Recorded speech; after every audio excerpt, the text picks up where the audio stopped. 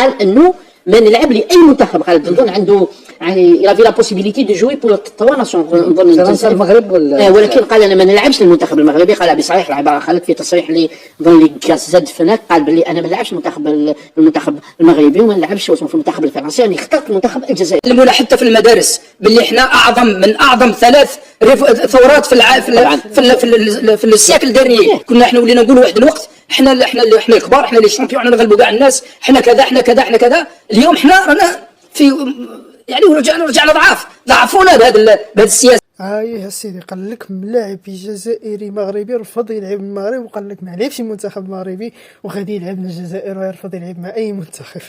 هاد الملاعب اللي كيعرفوا حتى شي واحد من غير الجزائريين واللي اصلا القجع كاع ما سيقلوا الخبر مستكين في الدنيا. المهم خليكم معكم القناه ديالو، ما تنساوش ديروا لايك واشتراك في القناه ديالنا الخوت.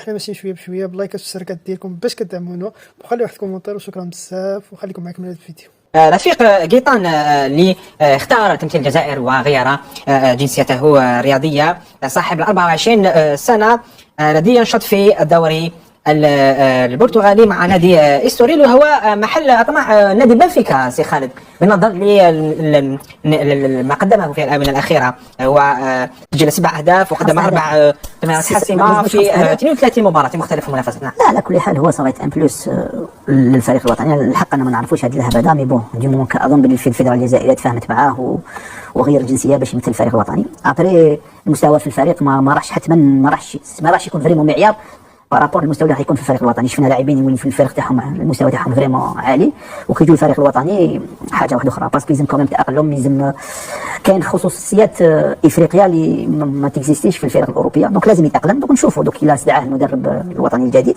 يجي، ولازم يفو كيفاس سي بروف ابارتير دو لا اون بورا دير باللي راح يكون ان بلوس بالنسبه للفريق الوطني. نعم، هو من اب جزائريه وام مغربيه، وبدا مسيرته الكرويه في عام 2013 مع نادي ايفرو قبل ان ينتقل الى لو هافر وبعدها ران. يعني مسيره لا باس بها، حتى لو بوست يعني اللي ينشط فيه هو يلعب مهاجم ايمن. نعم، سيتا غوش يلعب ادروات، يعني تقريبا مثل محرز اكسونتري غوش.